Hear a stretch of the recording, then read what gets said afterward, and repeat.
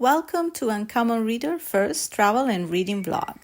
I visited Fusina Lakes in my region, located near the border with Slovenia and Austria.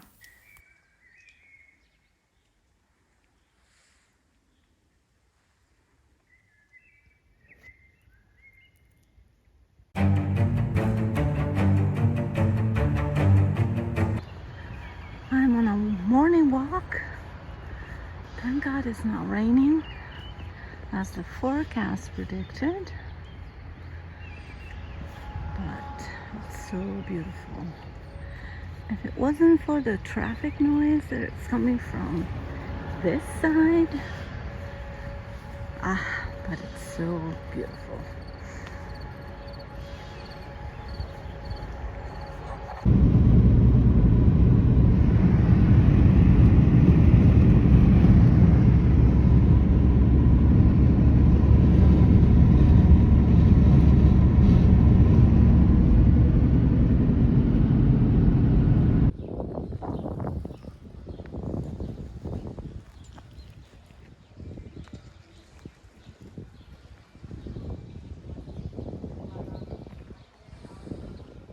I am in love with these tulips. Here's the piazza, I guess. Good morning from my hotel room. The sun is coming out. It's about 7:15 in the morning. It's Wednesday. And today I plan to visit Austria. The border is really close. I know I should be talking about books a bit, but maybe I'll do a little video when I get back home and discuss with you my latest read. In the meantime, I'm going to enjoy being here. Maybe have breakfast in my balcony here. Why not? And here I am in Villach, Austria. I'm strolling downtown, and I don't know about you, but when I am in a new city, I'm always curious to visit local bookstores. And I just found one. Shall we go in?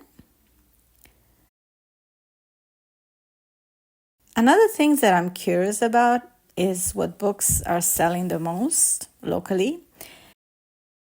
I'm always looking for familiar faces. I found two lists, one for romance and one for mystery books.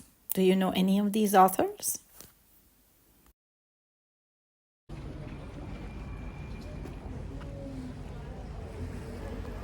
This is not my first visit here. I came last fall for the Christmas markets, and they were serving local food and that delicious mulled wine. Too bad I didn't find any of that today. Well, it's raining outside, so I decided to rest at the hotel for a bit and take advantage telling you about one of my latest reads, which is The House of the Mosque by Kader Adbolah. I love this book. It's the story of the family of Aga Jan and his two cousins that live in this huge house that also hosts the mosque. The family of Aga Jan has been living for so many generations. 8 centuries of generations has passed while they were living in this house. Aga Jan is a merchant and the head of the bazaar, while his other cousins are one the imam and one the muezzin. And of course their wives and children, they all live together. And Aga Jan, it's actually considered the head of the family because he's the problem solver, and everyone who has something that bothers them, they all go to Aga Jan. And Aga Jan is also the person that appears the most in the book and the one we connect with the most. At least that was my sentiment. I really connected with him. I liked his character because he was very moderate and very savvy as well. The book tells the story of a very pivotal moment in Iranian history. We're about on the onset of the Iranian Revolution of 1979. Aga Jan's family is kind of consumed with everyday dramas and joys.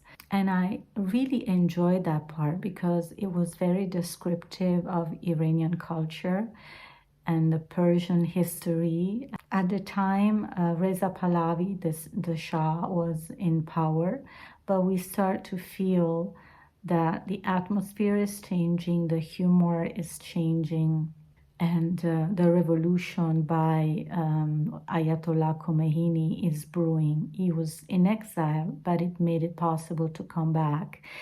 And so we witness, because the writer himself experienced this period of time, so it's very detailed, the book on true facts during those days when Khomeini came back. And so we see how the family changes. The sons of Aga Jan and the Imam, they sort of have different feelings about it. One is pro revolution, one is against it. So, and even the women sort of take sides, especially the wife and widow of the Imam.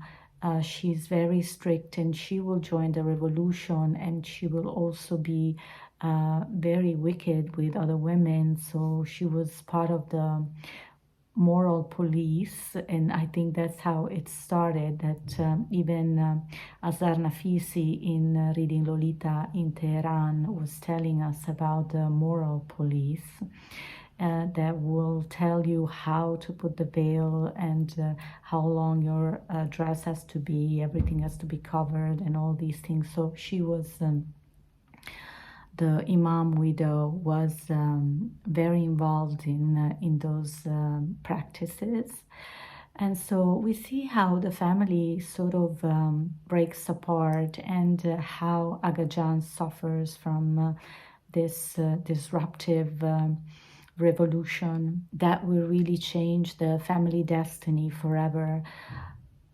I really enjoy the writing style, rich of historical facts, but at the same time, the storytelling was very, very smooth and entertaining. I loved so much the writer's style that I decided to buy a new book that's been released here in Italy.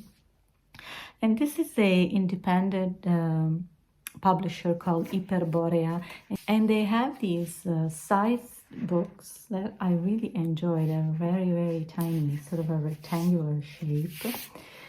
And Kader Adbolah here reads Arabian Nights. Of course, I bought the Italian version, but it's a new release, and I always wanted to have a copy, never bought it. I was waiting, I guess, for a special release, and I'm sure his style will be as magnetic as it was in the House of the Mosque.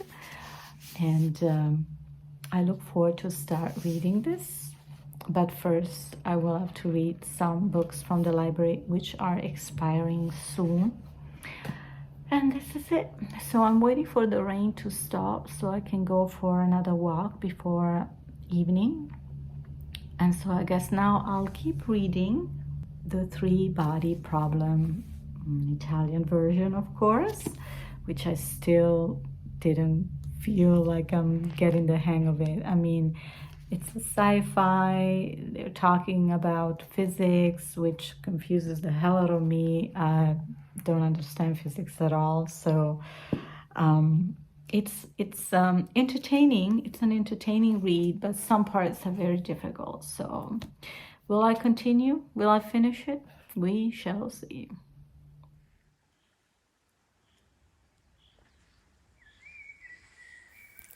Well, it's time for a last walk by the enchanting Fusina Lakes, truly one of my favorite places in the world.